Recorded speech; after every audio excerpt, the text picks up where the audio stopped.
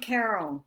Well, we are still talking about different ways to cope with the difficulties that are facing us. Remember, these are just such challenging times. So, this whole week, I'm going to talk about our tendency, hi, Kara, our tendency to want to eat, like eat the wrong things. So, when we're under stress, your body, for many reasons, is looking for foods that might not be so good for you. So we associate carbs, which could be, hi, hello, Kara Butler. Carbs, you know what they are, right? It could be the potatoes, it could be the potato chips, it could be bagels, it could be chocolate, it could be ice cream. I mean, there are good carbs, not such good carbs. But when we're stressed, we tend to crave carbs because we're trying to adjust the biochemistry in our brain. And carbs can give us a good kind of serotonin, but if you eat too many of them or the wrong ones, it will boost sort of the bad brain chemicals, and you'll have just too much cortisol. So, what you want to do this week, we're going to be talking. I'm going to give you two tips today, things you can be doing to battle this, fight it off. Um, and then we're going to be talking a little bit more about why it's happening.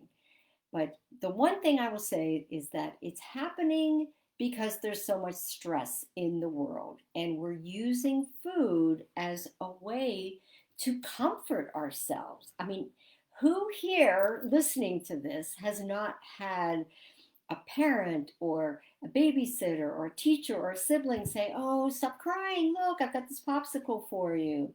We'll go get ice cream," right? So we equate those foods that aren't so healthy with calming ourselves. So we want to relearn that habit.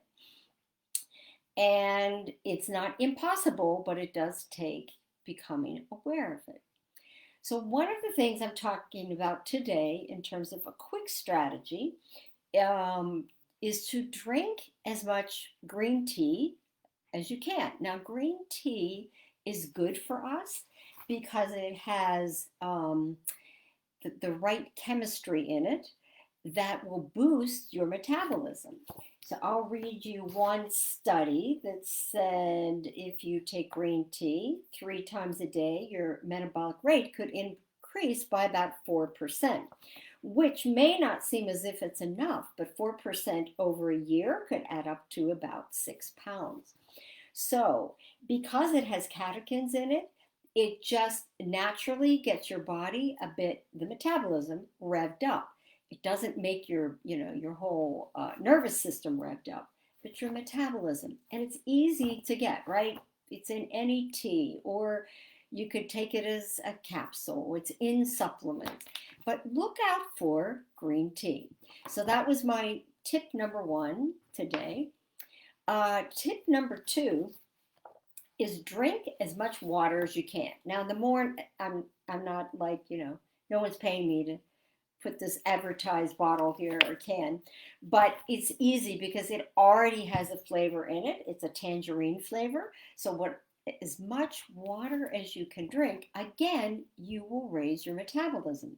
So here's another study. A German study found that when you drink about 2 glasses of water within a certain time frame, your metabolic rate goes up by 30%.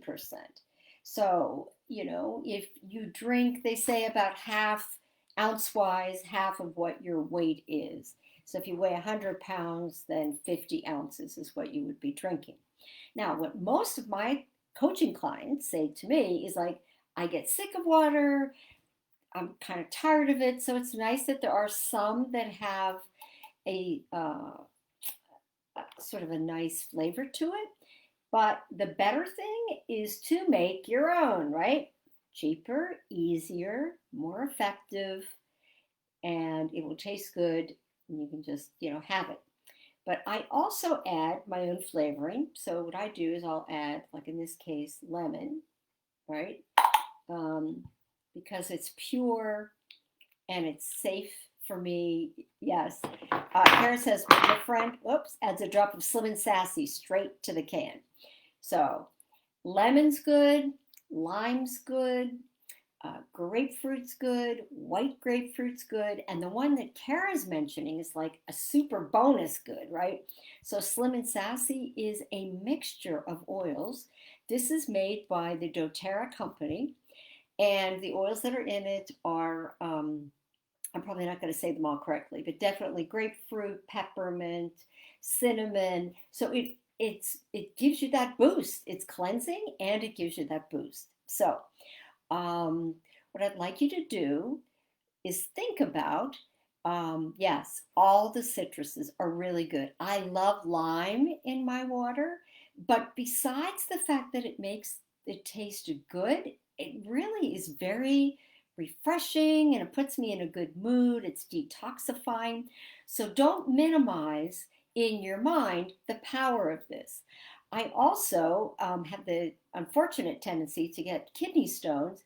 And so, one of the things I do every morning to try to counteract the issue with the kidney stones is drink water that has some lemon essential oil in it, right? So, I'm going to be ending in just a minute. I have about 8 more tips I'm going to be giving you, and we're going to talk about how can you get your brain to cooperate with you. So I find that if you find something your body likes, like water with an essential oil, then it seems like, okay, I can do this. But if you're pushing yourself, it's not good, especially these days.